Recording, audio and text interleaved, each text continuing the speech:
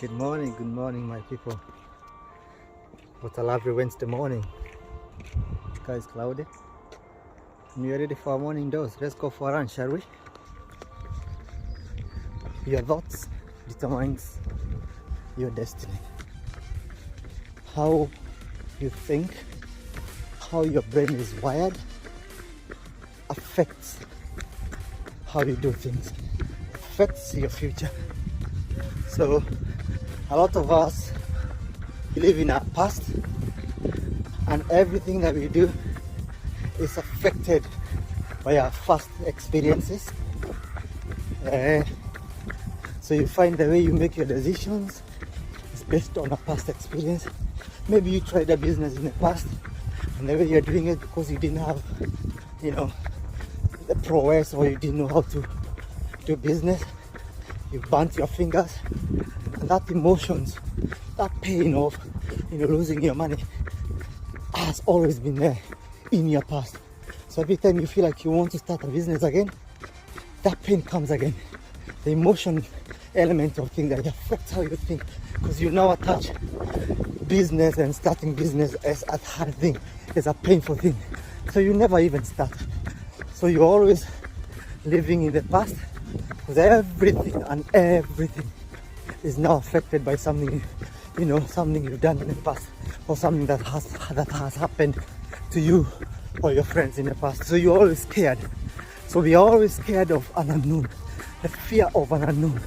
A lot of people live in their comfort zone. It's not comfortable, but they love what they have because that is what they know. You might be poor, but you love staying there. The moment you feel like you want to spread your wings and fly, you want to come out of your comfort zone, the fear of unknown, what is going to happen, stops you or limits you from exploring or even wanting to try. And this has a lot to do with our current status. So how do you change this? The first way to do it, or the only way to do it, is to practice meditation. What is meditation? Meditation is to become familiar with. So it means you're familiar with your current state of mind. You're familiar with your situation. You're familiar with your surroundings. And then you detach yourself with this all this, because whatever you feel today, if you're feeling sad, if you're feeling pain, you detach yourself from all that. That is why you go to meditation. Meditation means you go into a quiet place, that comfortable place that you sit and you start dreaming and building castles in the air, and then practice with time to kind of forget everything and just enjoy the moment alone with you and your brains, and kind of just stay still. Start with 5 minutes, then create it, and as you grow, everything is about muscle memory. Everything is practicing. Practice makes perfect. You go detach yourself, and this is not being lazy. Meditation is different from being lazy. Meditation is when you now know, I want to determine my future, I'm forging my future. So you go into that state of, purging everything that you think, releasing your brains from those past shackles. You're now thinking clear, because you can think about the future without having those emotional attachment of how your past experiences affected you. Yeah, so you're able to see clearly, and from there you'll be able to predict your future. Because how do you predict your future? The best way to predict your future is to create it. So again, going back to this fear of unknown, now you're not going to fear anything else, because you start creating it. When you're meditating, you start thinking of how you want your future to be. Think about a happy moment that, because we've always had, in our lives, we've been happy, we've been sad. So suppress the bad feelings, but you're not suppressing them to ignore them. You're suppressing them because you don't want them to take too much on your time and start affecting you emotionally, and the emotion affects your judgment. So every time you have a bad cloud, you start feeling sad about yourself, you're feeling like you're falling into depression.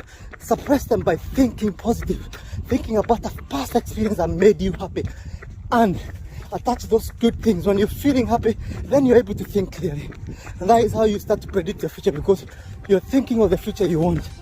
Now you think about, if I'm thinking about wealth and prosperity, I start thinking about the feelings of how I was once, somebody gifted me with money, or I did a small business and it worked.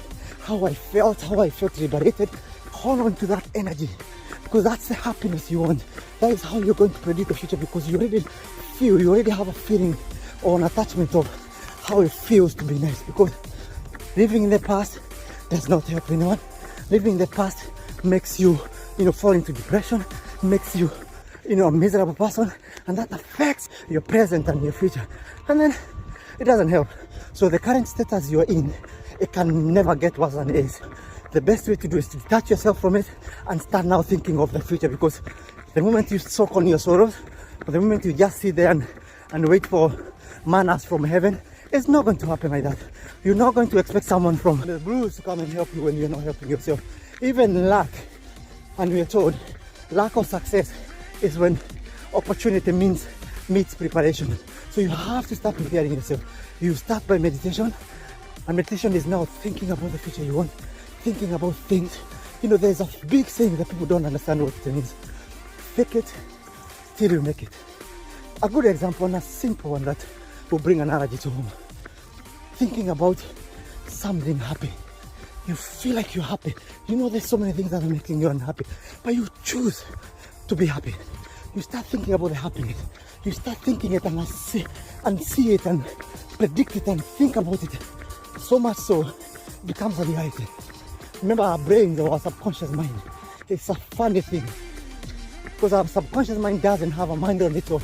It doesn't think on its own. It all takes from what you feed it. So if you're feeding your subconscious mind that you are rich, if you're feeding it that everything is going to be well, if you're always positive, for example, you go somewhere and you didn't get the result that you expected, then you look into the positive. Instead of saying, oh, why did I work so hard, then to fail, you can also say, I've worked so hard, but I've learned something from it. It didn't go the way I planned, but at least it was an experience. It attached me or it connected me to, this and that. Or I learned. Look at something. Life is all about lessons. Look at the positives. Even if it's 1 out of 10, take that one positive. It's all about positioning yourself. It's all about aligning yourself with the like-minded people. And how do you find these like-minded people? You don't find them when you're already sad and soaking in your sorrows. You find them because you've got the same energy, because like attracts like. So if you're happy, you're most likely to meet happy people. And this happens with even relationships. So with all this meditation going on, reevaluate your life. Look at the routine, how you wake up, how you do things.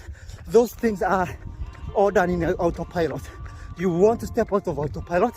You're not a plane anymore. You are human beings, and you go into the current, you're conscious of everything. You come out of the autopilot and you go to the conscious mind of, why am I waking up this morning? Why am I doing this? Why am I doing that? Why is somebody calling me? What am I going to answer them? Instead of just going on autopilot, and you find yourself doing things without even thinking about it. You need to go into that conscious mind, and then you're able to change the current status. You're able to change your current routine, because if you continue, it's because insanity is doing the same thing over and over again and expecting different results. So the current status you're in, that is where you are. You will never get worse like that. So the best or the least you can do is try something new, and if that doesn't work, you can always go back to your default setting. So there's no harm in trying, but when you're trying, make sure you're trying something that has been tested before and has been proven to work, instead of trying something out of the blues without even bothering to do any research.